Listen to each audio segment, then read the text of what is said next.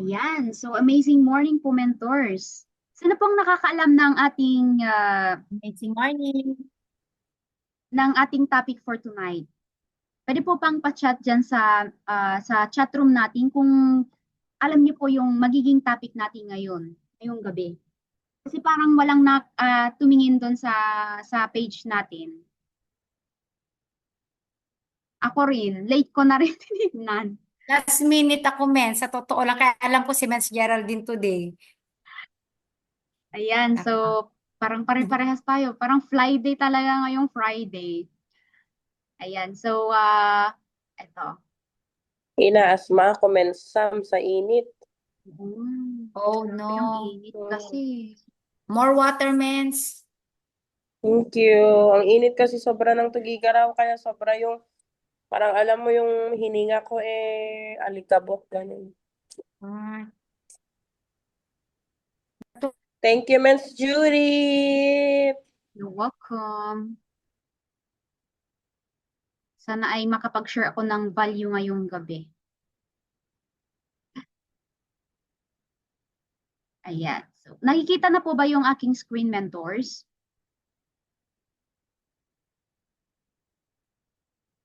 Yan. I think nakikita naman.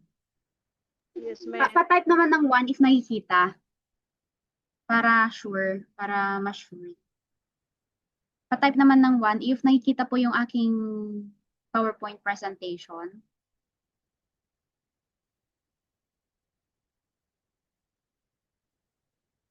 Yeah. 1. Okay, thank you so much, Mentor Annalyn. Ayan. So, ang pag-uusapan natin ngayon, ang topic natin ngayon is isa sa pinaka-importante, ng sa pagiging isang network marketer.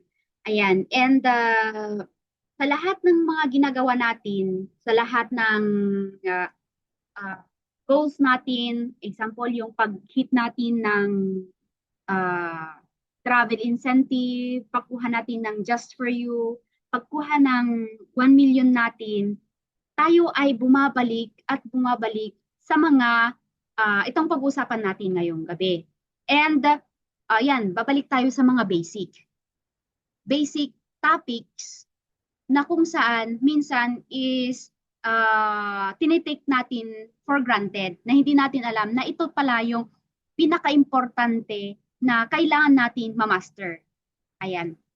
And sino po dito yung sino po dito yung kagaya ko na every time na mag-hit ng incentive like travel incentive, tinatanong nila, paano ba ako magsisimula? Pa-type naman po kung sino yung mga mga yon. Ayan, si Mentor Sam. Ayan. So, Me, Mens. kailan ko lang nalaman ito actually. Actually, parang kagabi lang eh. Ayan. And maganda at mai-apply ko na, mai-share ko para mas magre-retain pa sa akin kung ano yung nalaman ko.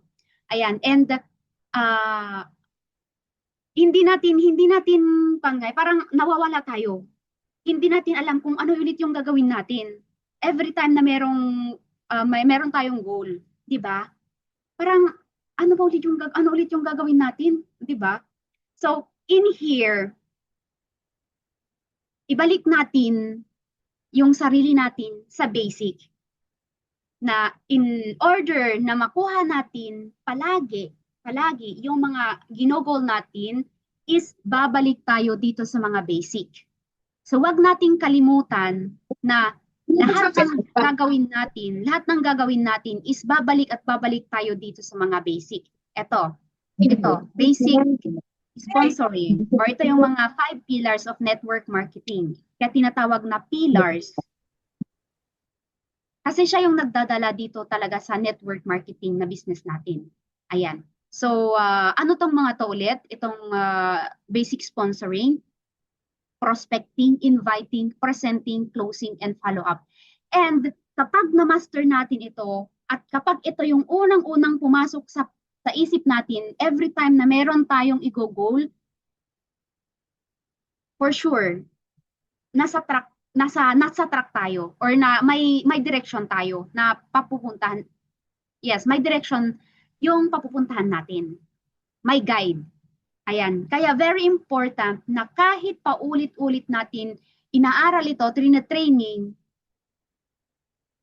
kailangan natin i-absorb. Kasi minsan, parang sa akin, minsan yes, umattend tayo sa mga trainings, pero hindi natin inalaw na mag-resonate or pumasok talaga sa isip natin kung ano ba yung meaning nun. Paano ko ba to i-apply? Kasi kung palagi nga katulad nga ng palagi ng sinasabi ng ating mga mentors, na in order for us na malaman na nag-learn ka talaga sa isang bagay or sa isang training is na-apply mo. Ayan. Wherein, ako mismo actually is parang hindi ko talaga siya nalalearn. Kasi hindi ko siya masyadong nai-apply. That's why, mas nag-resonate sa akin kagabi talaga kung na kailangan na every training, i-allow mo yung sarili mo na mag-resonate yung mga pag-uusapan, yung mga training natin para mas maintindihan natin kung ano ba yung gagawin natin para i-apply ito. Ayan. Kasi sa totoo lang talaga, kapag on training tayo, pasok dito, lumabas doon. Yun. Baka ako lang. Ayan. So, ayan, balik tayo palagi sa IM5. And in here, kailangan din itatak natin sa isip natin na ganito yung palaging structure dito sa ating business na kapag ginagawa natin yung basic sponsoring, ito yung mangyayari. So, alam naman natin yung embudo, yung itsura niya na dito sa taas is malawak, ibig sabihin malaki or marami. O pag sa prospects, marami tayong mga prospects. Ito mga prospects, yung mga ideal customer natin, mga gusto nating customer. Ayan. And yung mga prospects natin from our prospects, yung mga may invite lang natin, lang natin na mapupunta sa presentation is mga ilan lang. For example, yung prospect natin is 100, tapos yung na-invite natin na pumayag is mga 50 lang. And then yung maprepresentan talaga is mga 10. Ang follow-up, yung mga maipa-follow up natin is mga 5. Tapos ang na-close deal natin is 3. And ang mapapapayin natin is 1. Pag sinabi natin close deal is hindi, yes, gusto niyang mag-member, pero wala pang binibigay na pay-in talaga, pa-member. So, in here, isa lang yung nagbayad. So, kailangan natin itatak sa isip natin na ganito yung structure niya. Na kapag ipupunta natin, i-ratio natin. Pag i-ratio natin, 10 yung prospect. Example, 10 yung prospect. Ang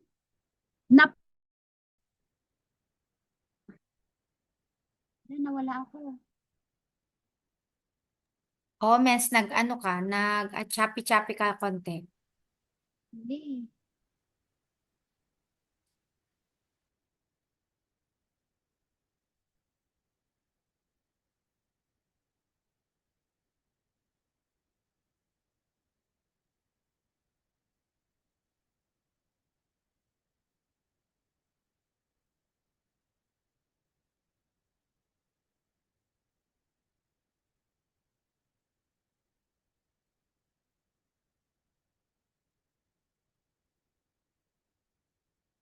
Nakikita na mentors yung screen ko.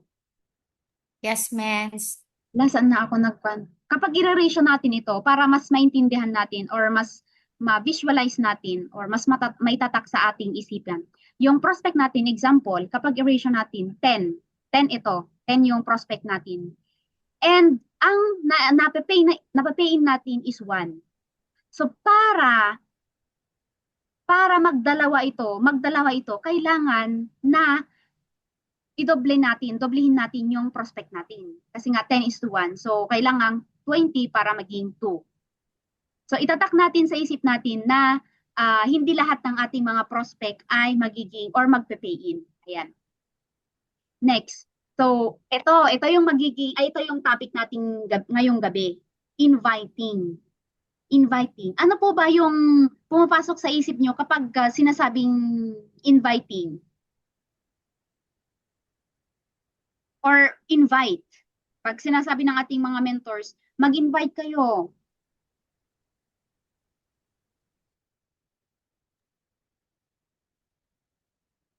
Mag-invite kayo ng mga prospects nyo.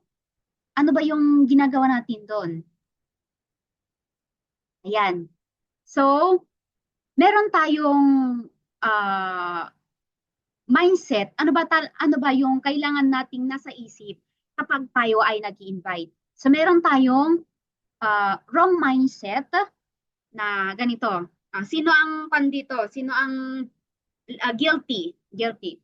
Sana sumali tong prospect ko. Sana magustuhan niya yung business ko.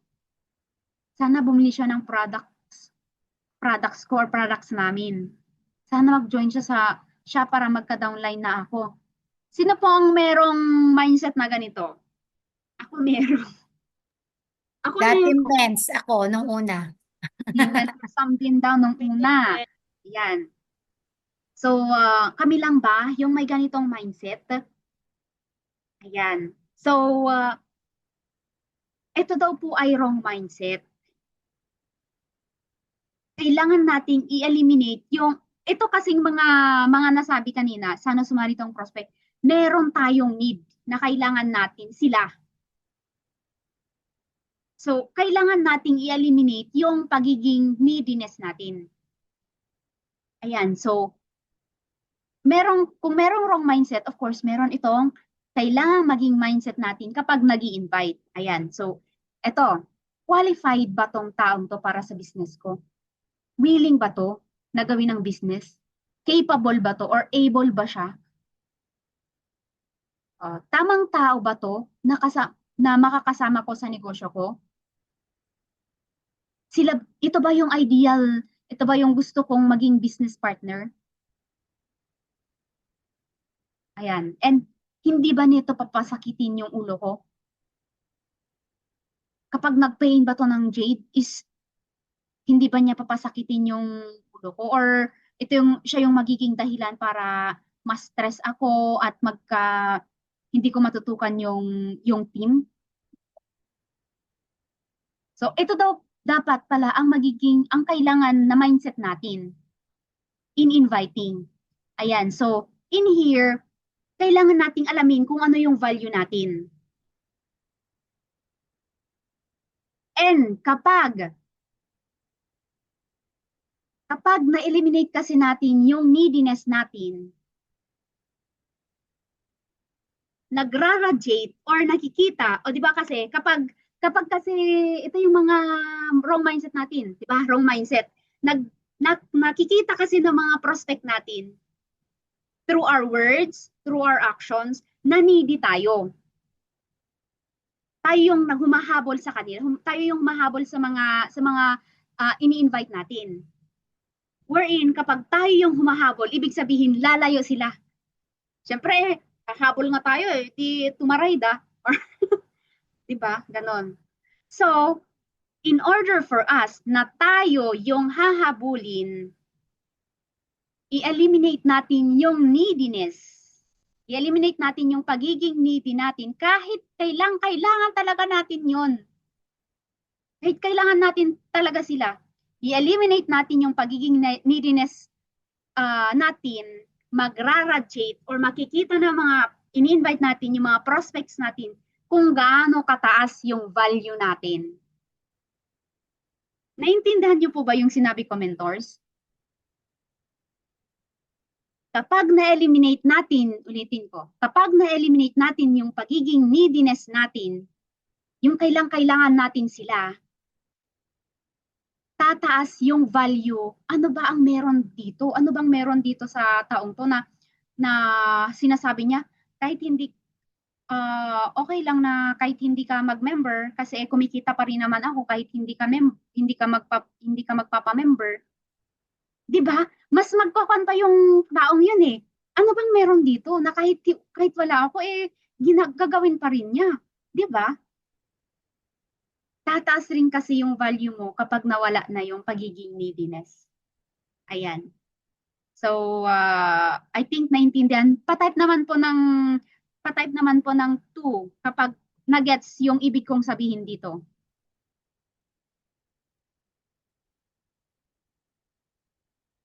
Ayan, 2. Sabi ni Mentor Sam. Ayan. So, ito ang dapat nating maging mindset or ang goal natin in inviting. So, hindi yung goal natin is dapat ang goal natin is to set an appointment or a meeting kapag mag-invite tayo. Hindi yung maging goal natin sa ipag-invite natin, mag-join na sila ng business. Ayan. So, ang goal lang natin is to set appointment or meeting. Ayan. Next. These are some of the tips na kailangan nating or isaalang-alang kapag nag-invite tayo. Ayan. First, master the art of questioning. Ayan, the person who asks the questions, controls the conversation. So kung mapapansin natin sa isang meeting, ganon, kung sino yung palaging nagtatanong, siya yung kumokontrol ng conversation, siya yung nagli-lead or siya yung may, ano bang tawag doon? Siya yung nagli-lead sa conversation nyo. O siya yung mas may authority sa conversation nyo. So, sino ba yung nag-invite? Tayo ba or yung client? 'Di ba? So, kailangan na tayo yung mag-control ng conversation. So, we need to master the art of questioning using the form. Ano ba yung form? Family, ano ba ulit yung form? Family, occupation, recreation, kung ano yung mga gusto nilang mga hobbies, something like that, or sports, and message to identify their their pains and pleasure. Ano po ba yung pains? Ito po yung mga mga pains, ayaw ng mga tao or gusto nilang layuan. Example, sa family, ayaw nilang ayaw na nilang maghirap ulit. Ayan, ayaw niya ulit malulong sa utang. Yan yung pains. And we use the art of questioning also para malaman natin kung ano ba yung mga gusto nilang ginagawa or for example, itong sa may family ulit. Ano ba yung gusto nilang makuha? Example, gusto ko ng time and financial freedom. O yan, gusto nilang papunta doon sa pleasure na time and financial freedom. Ayan. Kapag sa occupation naman, ayaw nila ng stress, ayoko na nung palaging stress, tapos maliit lang yung kita, ayan. And pleasure. Ano ba yung mga gustong-gusto ng mga employees? For example, a bonus. Nakita ko yung ni mentor sa may bonus. Ano pa? Yung travel. Yun yung mga pleasure na gustong kunin ng mga may trabaho. Okay, sa occupation. Ayan. So, by questioning, malalaman natin itong mga to. So, i-guide natin using this form para makuha natin yung pains and pleasure nila. Ayan, next. Tee up the speaker, presentation, or activity. Position the presentation as something that can help to solve their problem. So, example, yung mag-example tayo ng example, meron kang gustong invitein. Then isa siyang what you call this one? Uh, isa siyang OFW. Example lang. Example, OFW. Isa siyang OFW. And then, bukas, totoo to, bukas, meron tayong business presentation. So, itong example. Kasi sabi niya dito, position the presentation as something that can help to solve their problem. Ito. Dito, i-identify niyo, ay kailangan ko ng participation natin dito. Example, yung mga OFWs, may isang yung OFW na i-invite is gustong-gusto na niyang umuwi at makasama yung mga anak niya. Gustong-gusto niyang umuwi at makasama yung anak niya.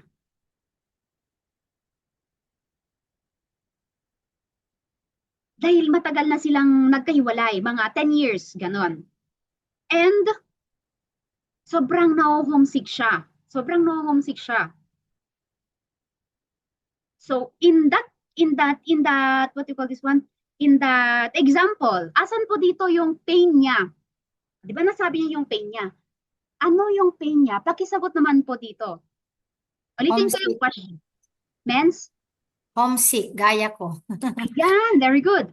Hala, Hindi lang OFW mens, kahit wala sa abroad, kung malayo sa family, homesick pa din. True. Ayan. So, yes, yun yung pain niya. Ano yung gusto niya? Ano yung pleasure niya? Ano yung pleasure niya? Ano yung gusto niyang mangyari? Ano yung gusto niyang mangyari? Di ba ang pain niya is na-homesick siya. So, ano yung gusto niya? Gusto na niyang umuwi, men. Yes, Mentor Annalyn. Very good, very good. Sorry, nasanay lang ako sa mga students ko. Yes, gusto niyang umuwi, makasama yung mga anak niya kasi ang tagal nang hindi sila nagkasama. 10 years pa naman. Ayan. So, ito yung pain niya, ito yung problem niya. Ngayon, position the presentation, bukas may presentation.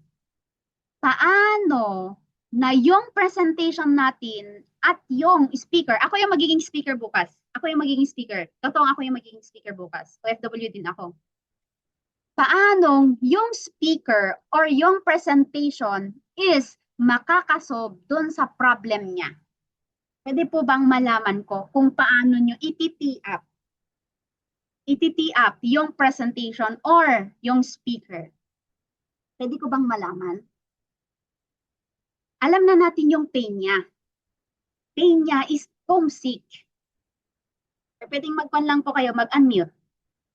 And ang pleasure niya is gusto niyang makauwi na. Makasama yung mga anak niya dahil sa ang tagal ng 10 years na silang hindi nagkasama. Paano nyo ipoposition na yung presentation, yung business presentation natin ng I Am Worldwide is makakatulong para ma-resolve natin yung problem niya.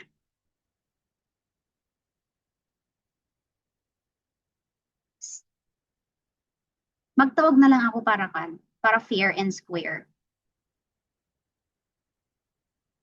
Is that okay?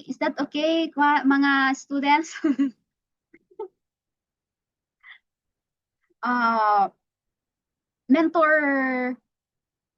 Mentor Jessie.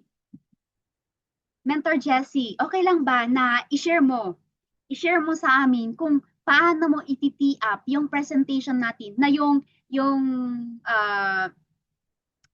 example natin kanina is isang OFW. Tapos yung bukas, ang speaker is isang OFW at yung business natin. So, meron siyang pain na homesick at gusto niyang makauwi agad-agad. Ayan. So, Mentor Jessie, okay lang po ba na i-share mo kung paano mo i-tee up? Ayan, dyan ka ba, Mentor?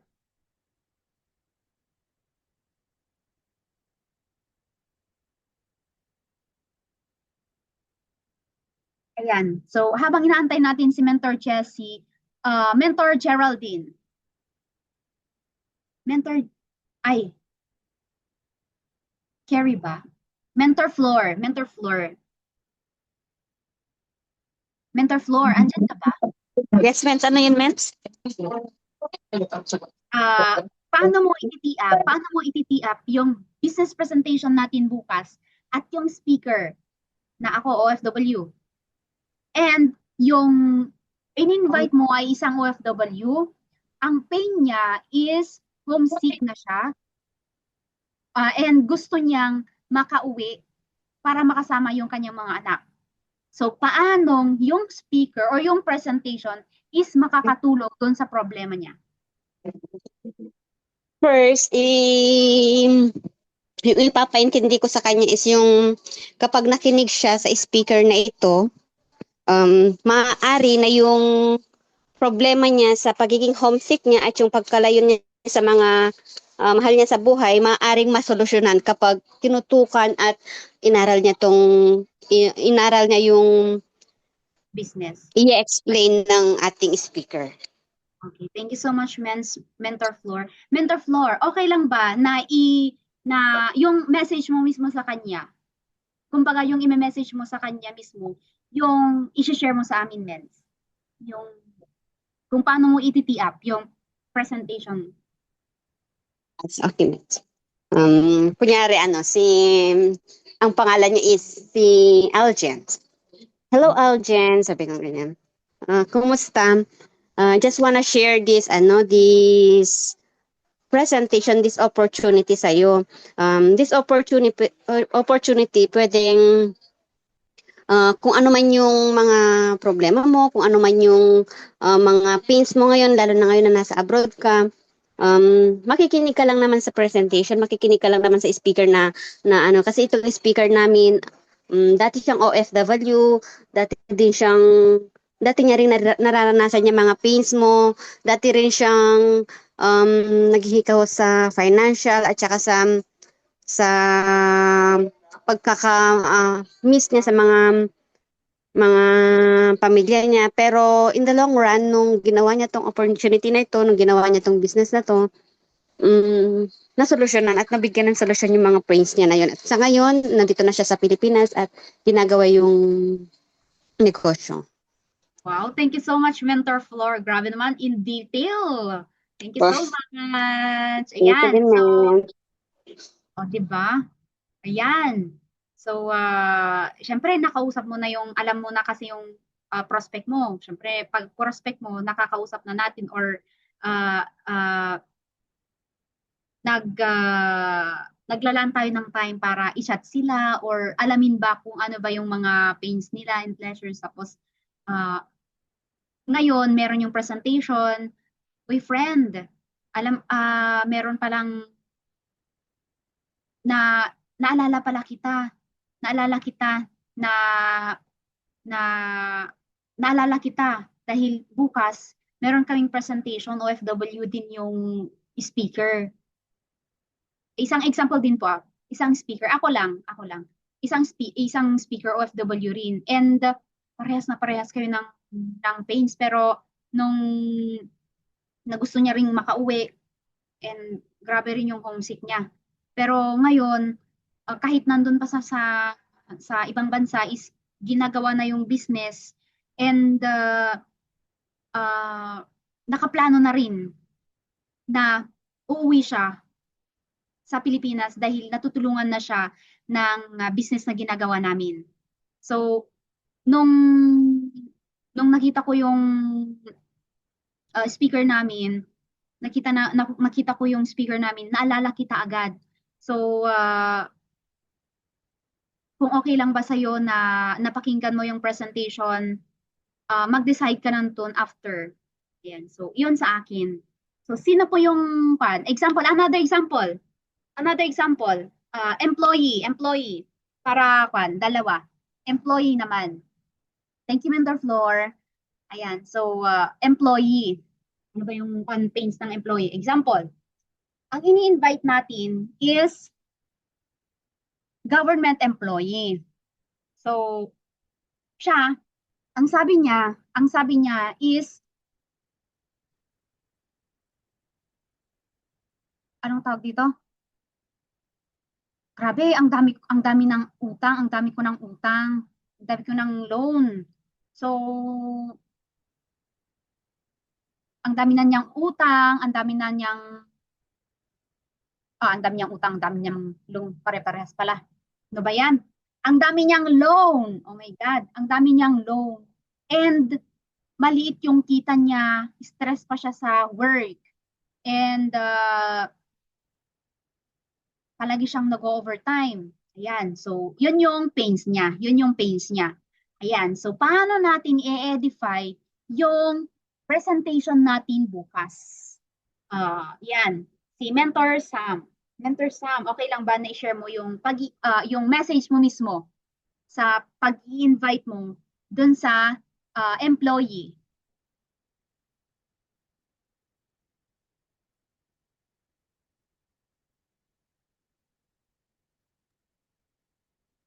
Ano, mens?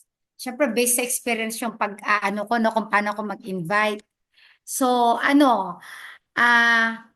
sasabihin ko siguro, mens, friend. Usually kasi yung pang-ano ko, friend. Friend, baka, i-share ko na lang, mens, kung paano ko mag-invite na lang para Yes, mas ma'am. Yes, maano ma'am. ko siya.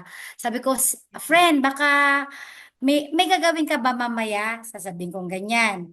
Tapos, pag sinabi niyang, ang tawag nito, kasi alam na nilang ginagawa ko, di ba, mga mentors. So, parang natuto na din ako ano yung ititira ko minsan pag nag-i-invite ako. Kailangan sa tagal na maa-analyze mo din talaga kasi kung paano mo sila ika-categorize yung pag-i-invite. So, gagawin ko, friend, mayroon ka bang gagawin mamaya? Ganyan, ganyan. Tapos sabi ko, tapos pag sinabi nilang, meron sis, ganyan, ganyan. So, pag sinabi nilang meron, ibig sabihin, hindi na yun, ano na yung ano ko, yung second, ano ko na, kung meron siya, ang next na tanong ko, so, kailan kaya ikaw may hindi busy o kaya ma-free up? Parang ganon. Kasi syempre, di ba, una pa lang, yun yung tira mo, ganun na agad yung sagot. So, Oo. tatanungin ko siya ulit ng, ah, yung ganon, no, kung kailan siya ma-free up, let me know kung kailan ka free, ganyan. So, pag nagbigay siya, mas effective kasi ito sa akin eh. Pag nagbigay siya ng time na, o kaya, kasi kung kailan, ibig sabihin when. Tapos yung time, dun na lang magbabari kung ano yung, kung when, pag sinabi niya sinanong ko kung kailan, magsasabi siya ng specific day, o di alam mo na. Basta ang next ko na nun, pwede ka ba ng umaga o hapon? So ano yung mas okay siya? So pag sinabi niyang hapon, okay, sige.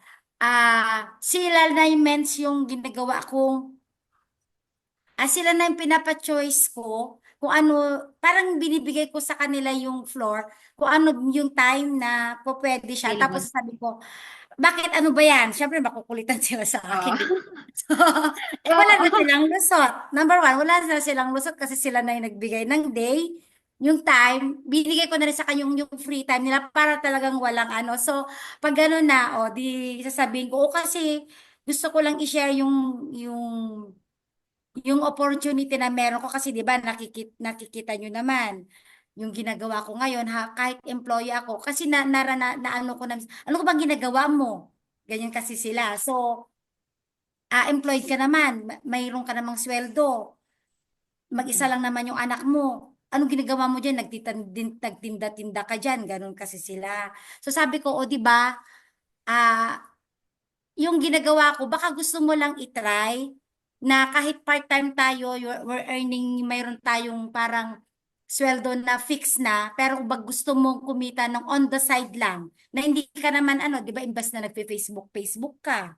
Gaya na ako nga, hindi ako Facebook, pero pag Facebook ako, yun ang ginagawa ko, bis ba? Gusto ko lang iano mo na makinig, o kaya, para kung magustuhan mo, tingnan natin, tapos kung naintindihan mo, ah, mas i-discuss ko sa'yo in detail. Ganyan. Ganyan ako, mens. Bibigyan ko sila ng choice, tapos sila na magbibigay. Tapos dahil nakikita naman yung ginagawa ko, ano ko, di ba, gusto mo. Kasi minsan nakaganon ako, minsan nakategorize yung Mm. yung prospect ko, tapos pag i-invite ko sila, alam ko na kung ano ipapasok ko. So, hindi na sila magno-no. Pero mostly, hindi ko sila napapapasok usually sa Zoom. Ewan ko ba bakit. Pero Oo. pag one-on-one, nakakausap ko sila messenger, call, mas effective mens.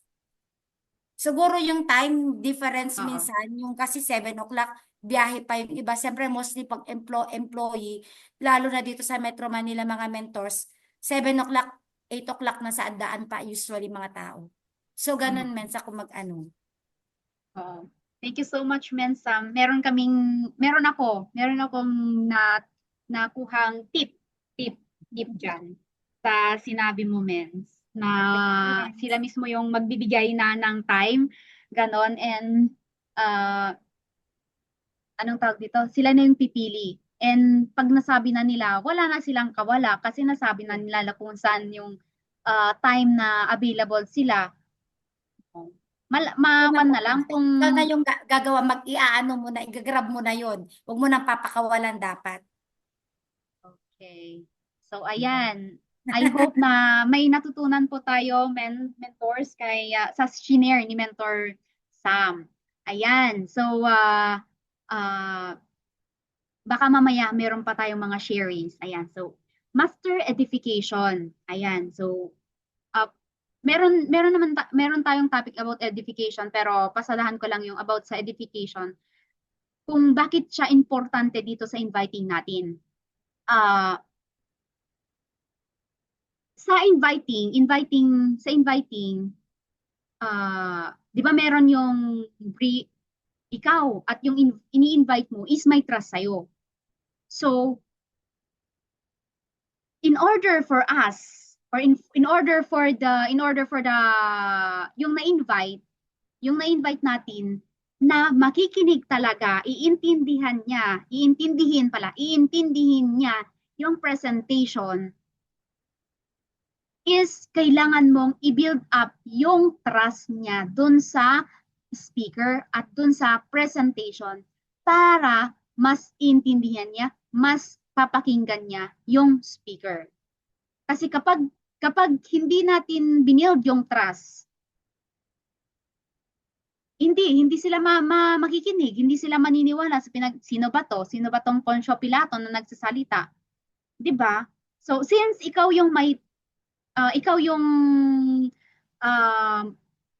trusted niya, sa'yo siya naniniwala. Pero paano naman siya maniniwala at papakinggan yung presentation kung hindi natin binild yung trust in between sa kanila? So kailangan natin i-bridge yung gap na yon. So master the edification para hindi masayang yung invitation natin. Ayan. So maliban na lang kung one-on-one yung ginawa natin, okay lang. Pero kailangan natin na i-edify yung presentation natin. Ayan. So gets po ba yun mentors? Pa-type naman ng gets. Gets kapag na-gets nyo yun. Ayan. So next. Yes. Don't talk too much. Ayan. You are there to listen and help make them feel understood.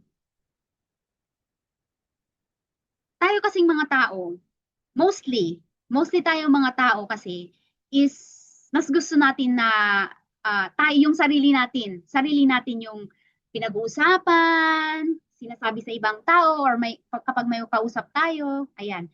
And mas feel natin na valuable tayo kapag merong isang tao na nakikinig sa'yo.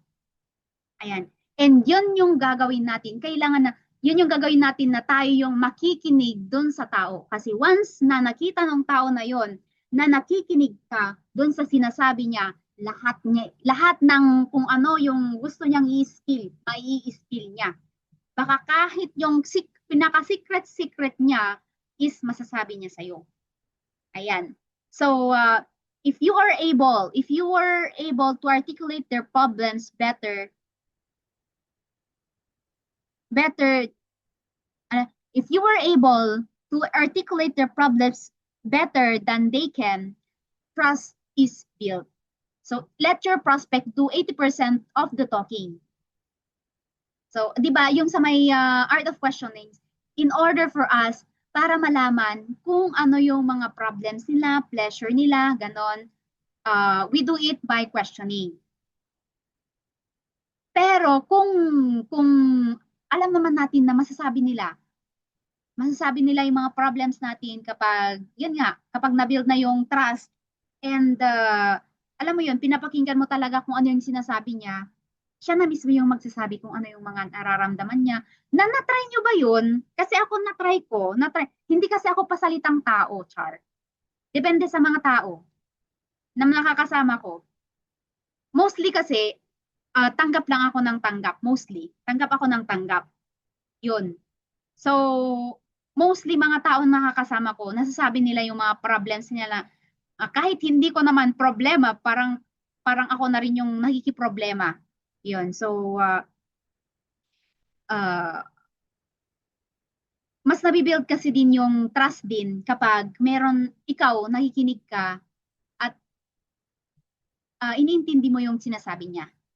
Ayan. So, yan. Tips in inviting. Next. Things to remember. Ano may mga kailangan nating isaalang-alang? Let go of the outcome. Let go of the outcome. Paano po ba tong let go of the outcome? Wag nating isipin kung mag-yes ba sila or mag-no sila. So, kapag hindi kasi natin inisip kung mag-yes ba siya or mag-no, ma-avoid natin yung pagiging neediness. And lalabas yung pagiging confident natin na i-share lang talaga kung ano yung, or yes, i-invite lang sila and makikinig sila dun sa presentation. Ayan. So, whether sasali yan or hindi, same pa rin kasi yung kapag yung goal lang talaga natin is papasukin lang sila sa presentation or sa meeting, yung energy natin is mataas pa rin. Kasi hindi na natin iniisip kung kahit mag-yes ba yan or kung kahit mag-no yan. Diba? Ayan, so let go of the outcome. Wag natin, kahit gustong-gusto natin yon pero wag nating palata. Ayan, so posture is the key. How you project or position yourself. Dito, ipakita natin through posture or yung voice natin, yung energy natin na confident tayo at we believe dun sa presentation, dun sa ipapakita natin sa kanila. Ayan. Ulitin ko. Yung posture natin, the way how we deliver, the way how we invite the prospects, kailangan nating i-build sa kanila na believe tayo kung ano yung mapapakinggan nila. Ayan. Next, curiosity is the main weapon. Don't tell everything during invitation. Pa-curious tayo. Mag-build tayo ng curiosity sa kanila. For example, ano ba mga example? Maisip kong example. Nagpakita ka ng 300K na bonus. 300K. Nag-sell ka tapos may 300K bonus. PM me how. Siyempre, nakita lang nila, uy, ang laki. Paano kaya yun? Mostly kasi kapag ikaw mismo yung nagpa-curious, sila mismo yung magme-message sa'yo. Friend, paano yan? Anong ginawa mo? Bakit ka merong 300? Kami wala, Char. Ayun. So, what is this? Kapag nagpapa-curious kasi tayo, yung mismong mga tao na merong or gusto yung ganun, yung may problem na ang dami-dami niyang utang, tapos gusto niya yun, ma-hook talaga natin. Ma-hook natin. Ayan, and sila mismo yung what do you call this one? Magme-message sa'yo. Ayan. And don't tell yun naman kapag nag-message. Ayan. Paano naman kapag sa message? Kapag sa message, uy friend, alam mo ba na itong presentation is nakapagbigay sa akin ng daily income ko na 10K. Ayan. And gusto mo bang malaman kung ano yung business na ginagawa ko? Ayan sa. Uy friend, gustong-gusto ko 10K pa naman per day. Ayan. So, sila gusto nilang malaman agad-agad. Gusto nilang malaman agad-agad. Pero ikaw, parang inisip mo na parang bait yon or like, yon bait na sila pa mismo yung pupunta sa'yo. Ayan. So, pasok ka na lang sa presentation. Kasi alam ko makakatulong rin sa'yo yan. Ayan. So, yan, papasok sila. Next, goal is to set an appointment or confirm attendance. So, ang goal lang talaga natin during invitation is mag-set ng appointment, papasukin sila sa business presentation, pag sa offline naman is papuntahin sa meeting area. Ayan. Next, the best way to invite is through call. Bakit po ba call? Kasi sa boses natin, makikita na nila agad kung ikaw ba yung may conviction talaga na yung presentation is makakatulong sa kanyang problema? Confident ka ba na kasi sa boses pa lang is naipapasa na natin yung energy, yung belief, 'di ba? May kan dito. Di ka isisin lang. Yan. Mas mabilis ang sagot. Yes, isa rin. At hindi ka rin isisin lang. Siyempre, call na eh. Di ba? Oo, tama. Ako rin, ako kasi hindi ako palatawag. Depende lang kung friends ko. Pero ang ginagawa ko is record. Record naman. Recording. Ayan. And, ginawa ko yung recording after, ano ba yun? After hindi ko alam kung ano yung topic natin. May topic tayo na call. Hindi ko alam kung ito rin. Tapos yun, ginawa ko. And mas, tama nga yung sabi ni Mentor Sam na mas magre-reply sila kapag narinig talaga nila yung boses mo. Through call or sa akin nga is yung recorded audio. Ayan. So, yun yung mga isaalang-alang natin. Things to remember when inviting. Next, where to take your invites?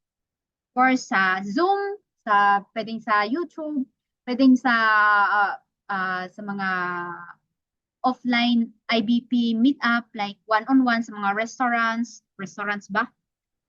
Mga cafes pala, or sa mga meeting area. Next, different approach in inviting. Ayan, tingnan naman natin yung mga different approach in inviting. So, dito mas malalaman natin or mas matutulungan tayo na gumawa ng mga sarili nating message para sa iba't ibang mga prospects. Ayan. So, ayan. Employee approach. O, ano ba ulit yung mga pains ng mga employee? Pwede bang pa-type kung ano yung mga pains ng employee? Remember pala, mentors, kapag nag-invite tayo or pag nag-invite tayo sa mga tao, isipin palagi natin kung ano ba yung pain niya. Kapag nakakausap na natin siya, alam na natin yung pain niya. So, i-base natin yung mga pains and pleasure nila, i-base natin yung message natin sa pains and pleasure nila para mas mag-resonate, anong tawag dito? Makaka-relate sila. Kapag kasi mas nagre-resonate sila sa kanila, mas nakaka-relate sila, most likely na a-attend sila sa presentation. Yan. So, yan. Employee approach. Anong sabi? Loans. Yes, loans. So, ano daw ba yung mga tamang messaging or kung ano ba yung mga nakaka-resonate or nakaka-relate sila na words. Ito, use extra income. Pagkakakitaan, mga racket, or don't use the word business. Mas maiisip kasi nila na gastos instead of opportunity. At ako rin actually, dati. Ano ba yung business na yan? Wala na nga akong pera, magbi-business pa ako. Di ba? Yan yung mga thinking ng employee. So, and no to kidnap. Uy, pre, ito yung message. Example message naman. So, kapag hindi pa natin take note to mentors, mas maganda na i-take note natin para may guide tayo. Mas nakakagawa kasi tayo ng sarili nating message kapag meron tayong guide. Ayan, para hindi tayo mawala. Ayan. Uy, pre, meron akong nahanap na pwede nating mapagkitaan na extra. Pwede nating gawin kahit masa trabaho. Tapos maganda yung kitaan. Baka gusto mong makita, pangdagdag din. Yan. Diba? Yun yung isa sa mga pwedeng message. Next, third party approach. Ito naman yung para sa tao na ayaw na directly binebentahan. And actually, mostly tao ayaw directly na binebentahan eh. Pati ako. Ayan. So, para sa ayaw directly mabentahan, syempre pag alam natin mostly kasi ginagawa natin yung third party approach kapag kakilala na natin, di ba? May alam na tayo sa kanila. So, for example, kapag employee siya, gamitin natin yung extra income at racket para magre-resonate. Ayan. So, kapag naman kapag naman mom siya or housewife or nasa bahay, house mom pala, housewife, something like that, pwedeng gamitin din natin yung extra income and racket. Ayan. So, third party. Uy, pre, kumusta? Or mare, friend, meron akong sinimulan na bagong negosyo online. Baka may kakilala ka na gustong kumita ng extra. Lalo na ngayong pandemic. Sabihin mo lang ako, pre. Ayan. So, ito, actually, siya yung target natin. Siya yung target natin mismo. Pero sinasabi lang natin baka may kakilala siya and malay natin baka may kakilala nga na naghahanap ng extra income, di ba? And siya naman, friend, nagawa ko na rin kasi to eh. Uy, Shaq, ako, yung friend ko, ako, gusto ko yan. Bakit mo pa ipapasa sa iba? Parang something like that, yung mangyayari. Kasi, and yun yung goal natin. I-bait natin sila. Diba? Ang galing. Ayan, rocket lang. Nagamit ko na yan, mens. Effective, yes. And next, business owner approach. Kapag naman business owner, ito, siyempre may mga alam na sa mga business, something like that. Ayan, be straight to the point. And power of flattery or yung para pinupuri sila. Dito. Uy, pre, or mare, good morning.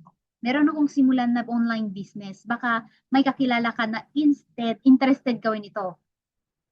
Gusto ko sana yung kasing galing at sipag mo.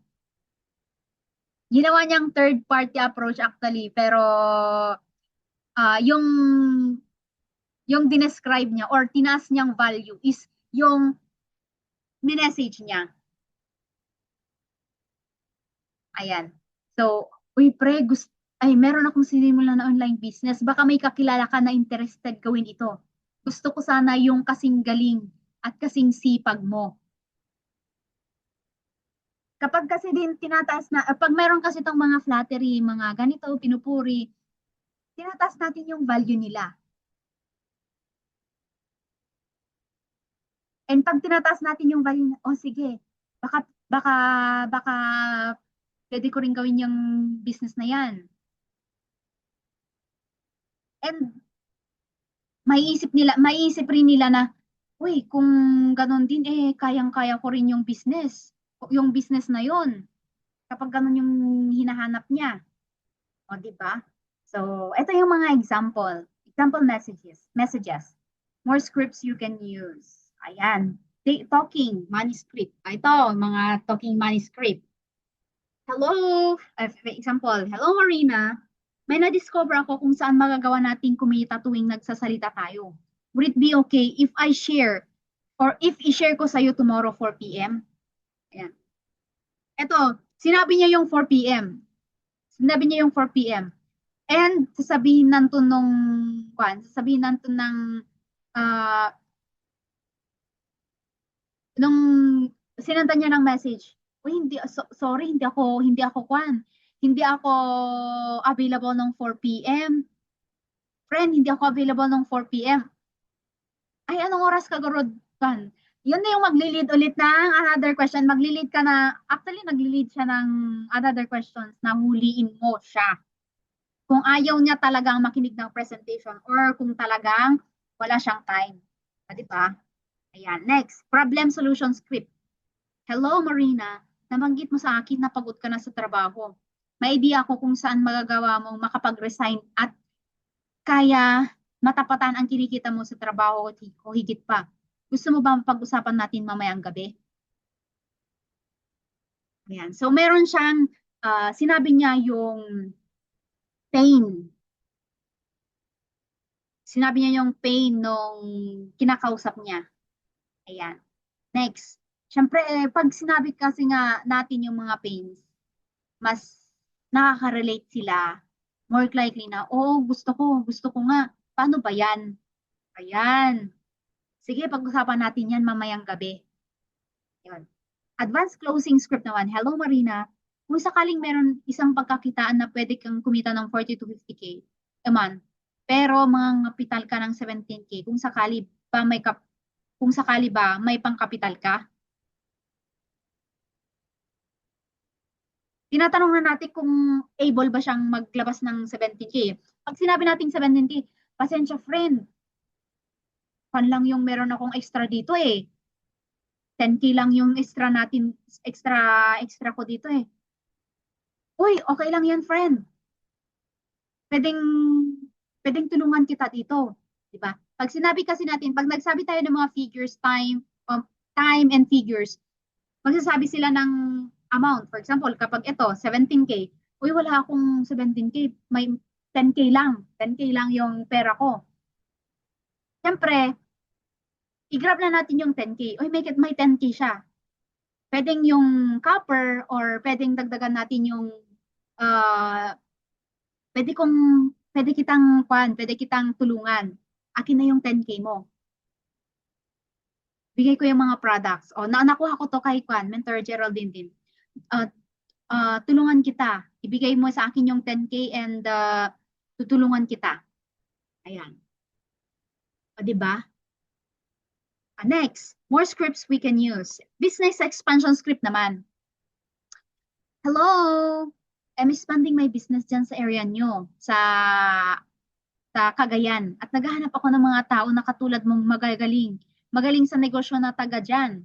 Kung sakali ba interested ka pa magdagdag ng kita? Yan. Next, side project script naman. Hello Marina, meron akong bagong project na ginagawa ngayon at kasama ko ang mga successful na negosyante rito. Right now, I am forming a team at isa ka sa napili ko dahil magaling ka sa bagay na to. May time ka ba tomorrow 6 p.m. para may share ko sa'yo? Ayan. Nagbigay ka na naman ng value niya. Pinuri mo siya.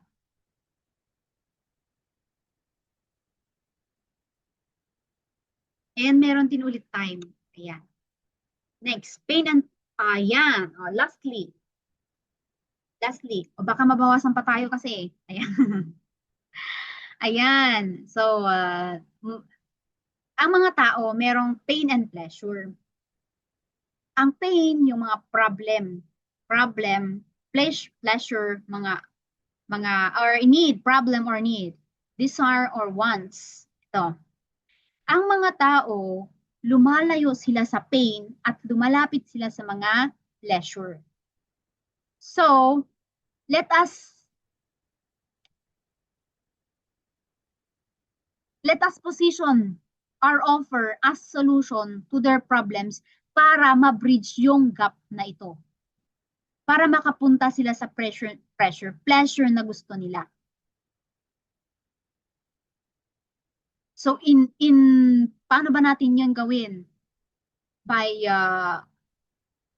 targeting their what you call this one, by their pains through messaging, katulad ng pagsasabi ng mga extra income, yung mga words na nakaka-resonate sa kanila. Yan. Position your business as vehicle to get their wants and desire. Kaya palagi nilang sinasabi na basic. Itong ginagawa natin, basic. Kasi pag sinabi natin mahirap, wala nang gagawa. Kasi pag sinabing mahirap, o diba? So, ayan. Yun lamang po, dito po tayo nagtatapos. Isa-isip natin yung pain and pleasure ng mga kinakausap natin para mas madali natin silang ma-close. Mas madali natin silang ma-invite pala. Mas madali natin silang ma-invite. And mas madali natin silang ma-invite and may hit natin yung mga emotions nila. With that, kapag andun sila sa presentation, syempre makakakita sila ng makakatulong talaga sa kanila. Maklo-close deal at maklo-close deal yun. Ayan. And let us also remember na in invitation, if we want to always get what we want, ulitin ko, if we want to always get what we want, i-eliminate natin yung pagiging needy natin sa pag-i-invite. Or sa pag-close man ganyan. Pag-i-invite, ayan. Para mag-graduate or mag-resonate or yun, makikita nila yung value nung i-present mo or yung value mo. Kasi kapag in-eliminate mo yung pagiging needy mo, hindi ikaw yung naghahabol sa kanila, kundi sila yung may kailangan na sa'yo. Sila na yung maghahabol sa'yo. Ayan. So, ano bang gusto natin? Humahabol tayo ng mga prospect or tayo yung hinahabol? Ayan. So, with that, thank you so much, mentors, and good evening po sa ating lahat. By the way po, bukas po meron tayong business presentation and